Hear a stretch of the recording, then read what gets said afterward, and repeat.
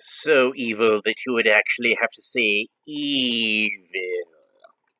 Yeah, on my way home from running some errands, I decided to stop into Target because traffic was horrible on Scenic Highway, as it always is on this time of day, and I was like, screw it. I could probably cut through the parking lot, go into Target, buy some things, come out, leave the Target parking lot on the opposite side, and still get through this faster than sitting through all this traffic. And even if I don't, maybe I'll find something cool. Who knows? And I did find something cool because I found this. And this has been a nightmare to find because I've been going into Target for months ever since people started saying that they were seeing them. And I had the hardest time finding them. And here I finally found one. I even was using the Target app, and I had it set to remind me, like to notify me anytime that this came back into stock, so I could go to get it. And one time, I actually managed to order it, and when I went to Target, it was still sold out. So they canceled my order, because apparently, even though it said that there were some in stock, there weren't. And this one, I'd even checked earlier in the day to see if there were any in stock anywhere, because I'm like, maybe I can drive out to that Target and do my errands over in that direction and, go ahead and pick that up. But they didn't have one. And then when I was on the way back, I found it at this Target, which did not say it was in stock at the website. So I don't know what they're doing to run things in that store or on that website, but I don't even care anymore. I found it. I'm happy. I got one more thing I gotta grab. You can still hear me. I'm still talking. I'm not saying anything important, but you can hear that I'm talking. So, I wanted to get this off of my shelf, which is actually a bag of various Trapjaw related parts. And you're going to see why in a second, because I've pulled off my shelf my classics version of Skeletor with the Alcala head. This is the Ultimate Skeletor Super 7 put out. My favorite Skeletor figure. And Trapjaw, which you can see he has a gray colored rifle from the weapons pack because I bought this secondhand, and the guy who sold it to me, when he sold it, the Lasertron was broken that came with Trapjaw, but he included, to make up for it, he included all the recolored gray parts, silver parts, however you want to describe that came in the weapons pack for Trapjaw. And I was thinking about painting this one black so it would match the original one, but once I just popped it on there like that, I thought it looked pretty cool, so I decided to keep it like that. But what I'm going to do right now is I'm going to take the Trapjaw arm and head off of him, and I'm going to put on the Kronis parts, because I want to do a comparison with the Classics version of Kronis and with the Origins version of Kronis. And I also have, in addition to the Skeletor parts you just saw, I have this Keldor head that I happen to have handy, so we're going to compare that too. So this should be a fun episode. So let me go ahead and pop the Kronis arm and Kronis head onto the Classics figure.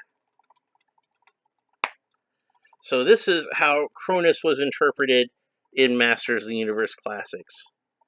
Okay, and now we're going to see how Kronis was interpreted in Masters of the Universe Origins, which is a completely different aesthetic. Like Origins is supposed to look like the vintage toys, and Classics is supposed to look like, fancy collector pieces based on the vintage toys. But before I actually open them up, let's have a look at some of the artwork on the package. So this has got a nice picture of Keldor and Kronis stalking the Badlands of Eternia, and it says at the top, Rise of Evil, Dark Origins of two of Eternia's evil warriors. So, and then here we have Beastman, Triclops, Merman, and Evelyn all skulking through the forests of Eternia. And if you pay close attention, you'll notice that these are not the ones that we've already gotten in Classics, except for Evelyn and Merman technically have already been released. And this version of Beastman we know is on the way, and both the Merman and the Beastman were released through a convention exclusive, but I'm not rich, so I don't own those. And then the mini comic versions of Triclops and Merman, this early design of Beastman that never made it past the prototype phase, and Evelyn, who's kind of loosely based on the 2000X version. She's at least a repaint of the Origins figure we already got in the 2000X colors, but it's still sculpted like a 2000X figure. And damn it, you know what? I'm just gonna cut the cardboard. I'm just gonna cut the cardboard tab right here. That's what I'm gonna do, because cutting the tape did no good. Because this tab just wants to stay in there, so I'll just cut the tab loose. Don't want to actually open up properly? I won't open you up properly. I don't care. I'm not somebody who keeps the packages anyway. I'm probably going to cut the top off of this so that I can keep artwork and just hang it on my wall. But what side do I put? Because this part is pretty awesome too. So here we got a big battle between Keldor, Kronis, and these other early versions of the Evil Warriors battling, I guess it's supposed to be Prince Randor and Man-at-Arms and a flesh-colored Stratos, which of course is the mini-comics version of Stratos. I'm not sure about Randor. He must be supposed to be Prince Randor because he wouldn't be king at this point in the story. And he also doesn't have a crown yet. But he has bare arms, and I can't tell if he's wearing orange tights still. I thought he might have bare legs for a minute since he had bare arms, but no, it's the orange tights like Randor usually has. And it reads on the back, modernizing and celebrating the original 80s Masters of the Universe Origins figures. Masters of the Universe Origins gives you the power to pose Eternia's greatest warriors as retro-style figures or in action-packed new battle positions. And of course, that's like what's on the back of all these packages. What it says at the top is, before Skeletor and Trapjaw, Keldor and Kronis terrorized Eternia in their quest for total domination. So, and then on the back, it's got instructions, replace head to turn Keldor into Skeletor. And then it also says, twist and turn into power-up battle positions. So one thing about this that you will have noticed, which I'm slightly disappointed with, and I think would have made this, taken this from being a really good set to an absolutely fantastic set, is that while Keldor comes with an extra head so you can transform him into Skeletor, Kronis is just Kronis. And it would be nice if they'd gone the extra mile and given us the extra parts so that we could turn Kronis into Trapjaw as well. But I guess it just wasn't in the budget. So, cut the damnable rubber bands so we can get that out of there. Now, this is going to be really annoying because you can see that Keldor is pretty well entombed in this plastic tray. He's going to take some pulling out. But his cape goes through this hole in the back, and that's going to cause some problems in getting that out. So I don't want to mess up the cape. You know, I don't want to accidentally break the cord in the front of the cape. I don't want to scratch the cape up as I'm pulling it out. Let's see. Maybe first what we should do is get the Havoc staff out. But of course the Havoc staff is buried pretty deeply in here. And it's like actually stabbed through the plastic tray in this part of it. So what I'm going to do that'll probably make this a little easier is I'm going to go ahead and cut through the plastic tray with my X-Acto knife. There we go. And then hopefully that should make that a little easier to get the Havoc staff out of there. And then we can, there we go. So that's how I recommend getting that out. And it looks like the sword, is that a rubber band? It looks like there's a little rubber band holding in the sword. So, and this is a full power sword. It's not a half power sword like the regular Skeletor figure comes with. It's a full power sword, like the convention version of He-Man came with, and the Sky Sled Prince Adam came with a full power sword.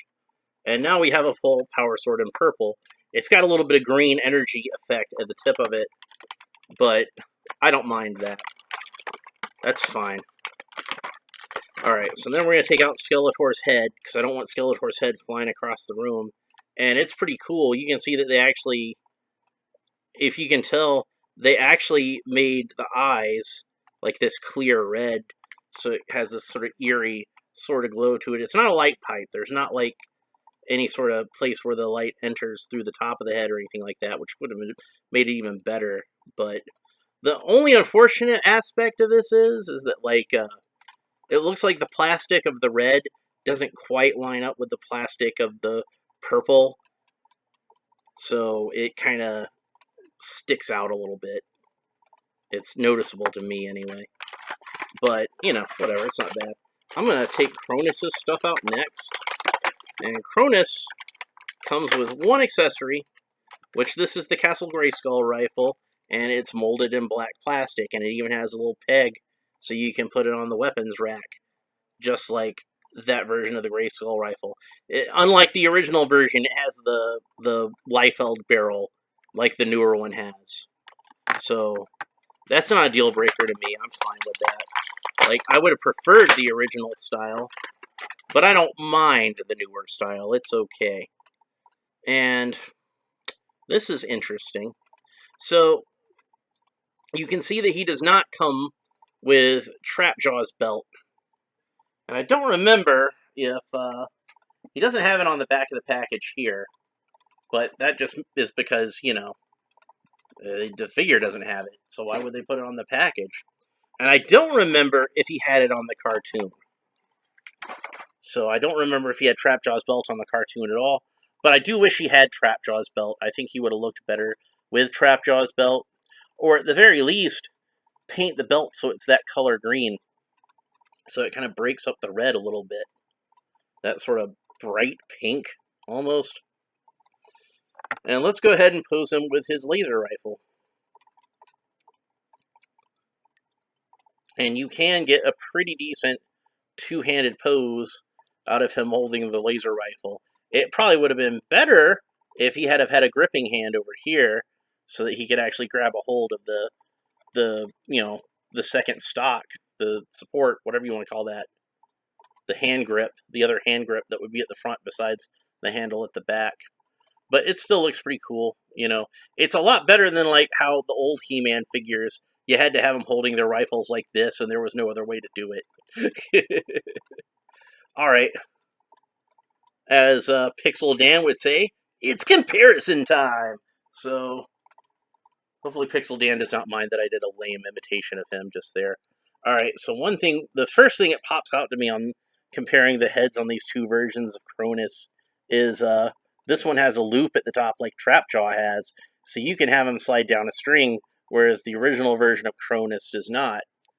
And also, Kronis has two arms that are like Trapjaw's arms, where they have this sort of blue armor on it. And Origins Kronis just has regular He-Man arms. I think that might actually be more accurate to how he was on the cartoon, but I don't remember. And you can see Kronis's armor in the Origins clasped in the front, because this is just the same armor as what would go on Triclops. They didn't make any extra armor for him, but since this is an all-new figure, I guess they felt like they could go the extra mile and get him his own suit of armor. Now, I know some of you out there, probably when I said it would be nice if he came with Trapjaw's belt, but he doesn't, are probably like, well, why would he need Trapjaw's belt? He doesn't have any of Trapjaw's accessories. You know, he doesn't need the belt to carry him in like Trapjaw had. I'm like, well, explain this. Yeah, he's actually got on his back some little notches where you can hang extra Trapjaw accessories. So,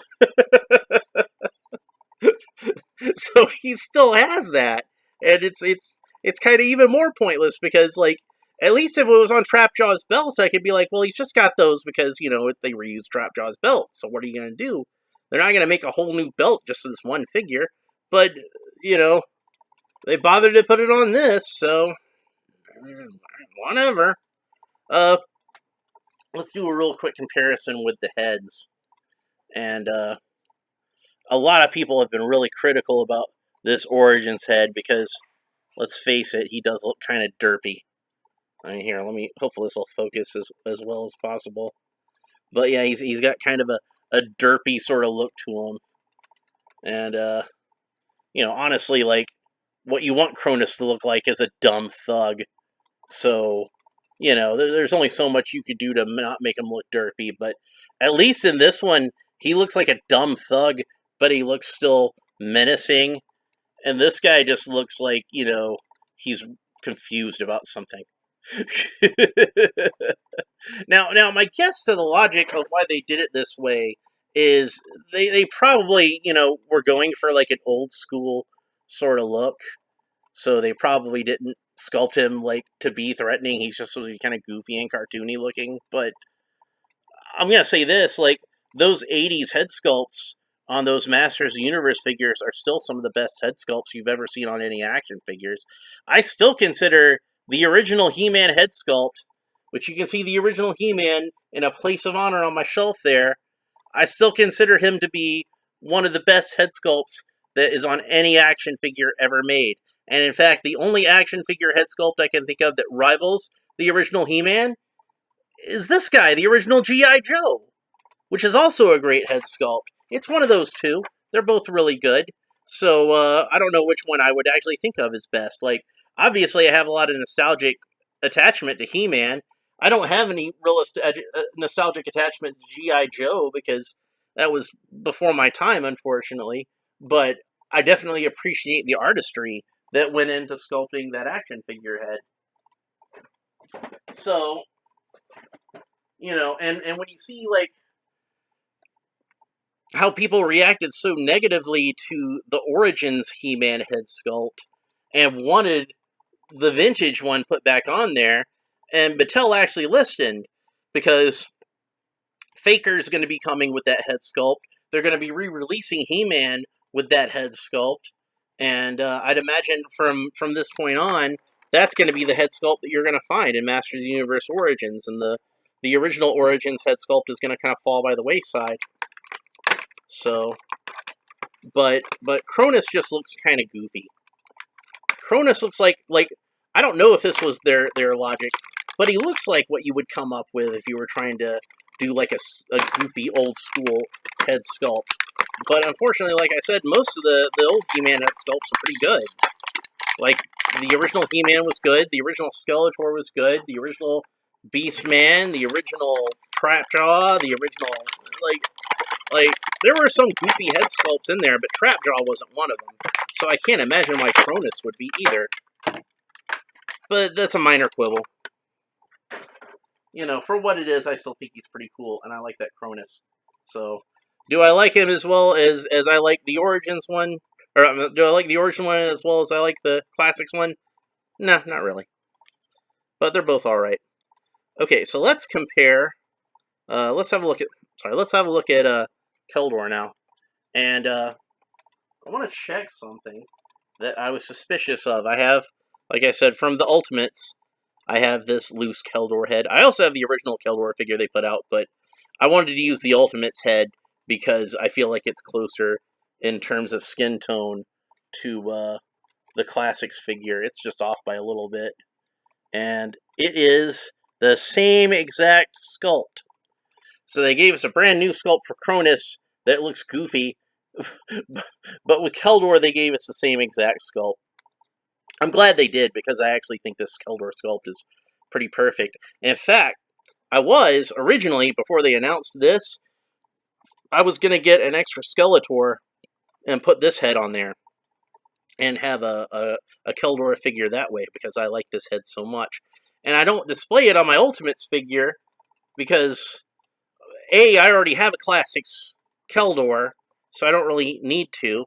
And B, I really like that Alcala head, so I display the Alcala head on there. So, But now I can't use that for this, so I don't know what I'm going to do with this yet. Maybe I'll make a Battle Armor Keldor, if I can find 2 Battle Armor Skeletors. I haven't even found one yet. But, he shares a lot of parts, obviously, with Skeletor. I do believe that that's the same armor that came on the original Skeletor from this line, just painted differently. And let's go ahead and pop his head off, because I want to take off this cape. I was thinking that this might be the same cape that came with Scareglow at first, but it's actually not. And I can tell because it doesn't have that sort of cowl on it, like a Sherlock Holmes, like an Inverness cape. It's got a cord that holds it in the front. So what I'm thinking this probably is we will see this cape again when they make King Randor, because it does look kind of similar to how King Randor's cape would look if you translated it into plastic. And he's got green on his bat emblem, which is accurate to a lot of the early illustrations of it. And I'm guessing this was a way of getting us that Lords of Power armor for those who wanted it. He has boots these are not the reptile boots like the regular Skeletor has. I think these are all new boots that we've never seen before. And you can see that they are very similar. Well, I don't have that version of Skeletor with me. But I have the Ultimates one, which has the reptile style feet. But you can see that if you have the classics version of Skeletor or any of those figures, it's a very similar sort of shin guard to that. This part at the top is a little bit shorter, I think. And it's obviously identical to that one because it's got to be a little shorter to fit on the Origins legs. And then these boots, I'm pretty sure that these boots are original. They don't look like wrestling boots at all. So I don't know where they would have got them from. But I'm guessing we'll see these boots again at some point in the line. Probably anytime we have a character that has plain boots. This is going to be those plain boots going forward. And he does not have Skeletor arms. He has He-Man arms, which are given purple gauntlets. So if you wanted to do like a 2000X style Skeletor in the classic style, this would be a good one to use the arms from him. Because then you'd have like wrist guards on him, like that version of Skeletor had wrist guards. Obviously, they're not the same wrist guards because it's like 80s He-Man looking wrist guards, but you want it to look like an 80s He-Man figure anyway because it's an Origins figure. So let's go ahead and put the Skeletor head on there. And unfortunately, he's got a problem that the same one that the regular Skeletor has, which is you can see like his blue neck. The hood doesn't go down quite all the way. And this is part of the reason why when I made my own custom Skeletor figures, both of the ones that I made, I used these Filmation style heads because they had longer hoods that go down all the way, and it helps to hide some of that neck. Not all of it. You can still see some of it peeking through, but it's just not as obvious. So I wish they'd made his hood a little bit longer so it could cover that up. Maybe that wouldn't be a problem if I left the cape on him. Let's have a look-see. Hang on a second. Let's put the cape on him and see how it looks with the cape.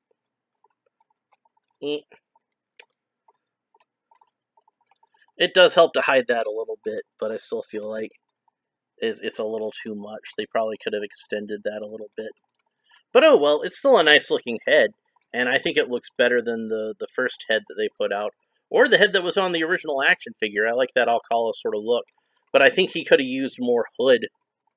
Like, that probably would have been better. So, anyway, let's see how he looks while he's holding his weapons.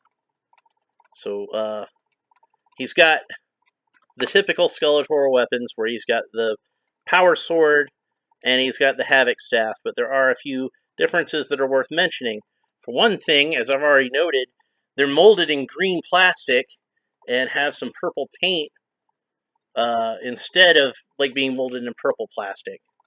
And the reason they did this is because they want to give it that sort of glowy special effect, and that's kind of cool looking. It's something that I feel like gives a different sort of feel to these figures versus the regular Skeletor figures. So that's good. I do worry, though, that I know like sometimes this type of plastic doesn't take paint very well. So after time, I imagine the purple paint is going to wind up chipping off of these figures all the way. So hopefully I'm wrong. Hopefully they found some way to get around that. If not, and this might be a cool thing to do anyway, if you wanted a New Adventures He-Man sword, you could probably take this one and just strip all the purple paint off of it, and then you'd have an all glowy green power sword.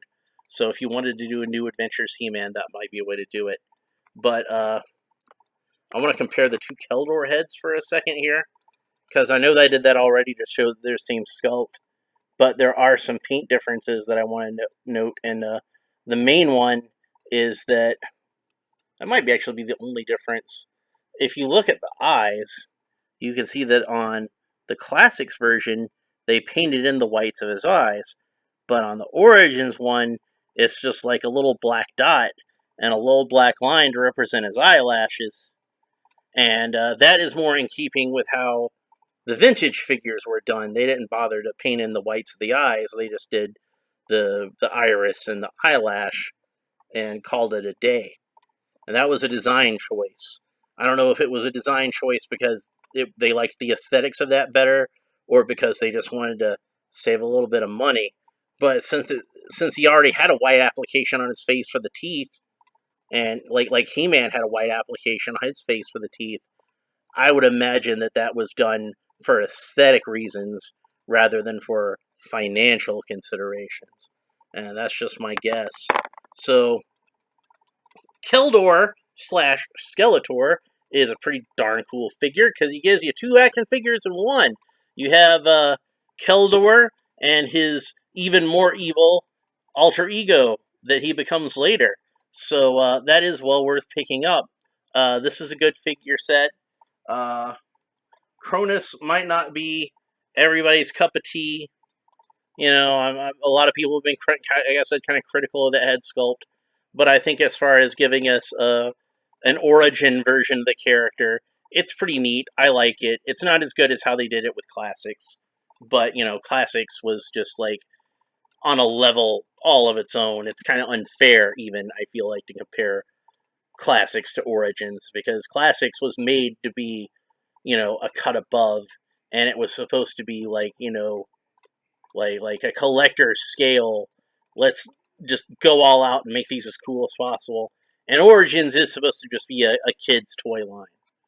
And you know, us collectors, we're just along for the ride this time. This is something like really, I kind of feel like who this is made for is kids who had parents that really loved the original He-Man line and want to pass that love onto their kids. Or I don't have kids myself, but I have nephews, so I've been buying them for my nephews, and they've been playing with them. And but yeah, this is a line that's mostly made for kids to play with, and you know, I think as far as that goes, it is above and beyond because it is a really fun line. My only complaint, like I said, about this line really is just the distribution has been terrible. But I don't think that's Mattel's fault necessarily because the distribution on pretty much every toy line has been terrible lately. I'm kind of thinking it's more the fault of retailers that just don't really care about this sort of thing because, you know, it's just a small part of the operation of Walmart or Target to stock the action figure aisle. It's not even like you know, it's not even, you know, the whole focus of the toy aisle itself. It's just a small part of the toy section, let alone the entire store. So it would be really great if Toys R Us hadn't gone away and if Toys R Us could come back somehow. And I know they're trying to come back, but they were really dealt a blow by Bain Capital, and it's like those guys are a bunch of scumbags. They basically just bought Toys R Us. They could unload all their debt onto Toys R Us and killed it. So I hope they get food poisoning. Bunch of scumbags. But anyway, I don't want to get into all that. I'm talking about action figures right now. And if you want my opinion on the Rise of Evil 2-pack, it's definitely worth having. Hopefully they'll become more plentiful as Target as time goes on, and everybody who wants one will be able to get one. And all the scalpers who are just snatching them off the shelves so they can sell them for like huge markups on eBay and Amazon, hopefully they'll just get completely screwed because they deserve to. Anyway, that's pretty much it for this episode. I'm going to call it a day. If you liked this, please like and subscribe and do all the other YouTube stuff down below. Leave a comment. Let me know what you think is the best version of Skeletor. What's the best version of Keldor? What's the best version of Kronis? Did you like the Origins version of Kronis at all? Did you think he paled in comparison to the classic version? Are you happy with it anyway? Let me know what you think in the comments below. We'll talk to you later. Bye.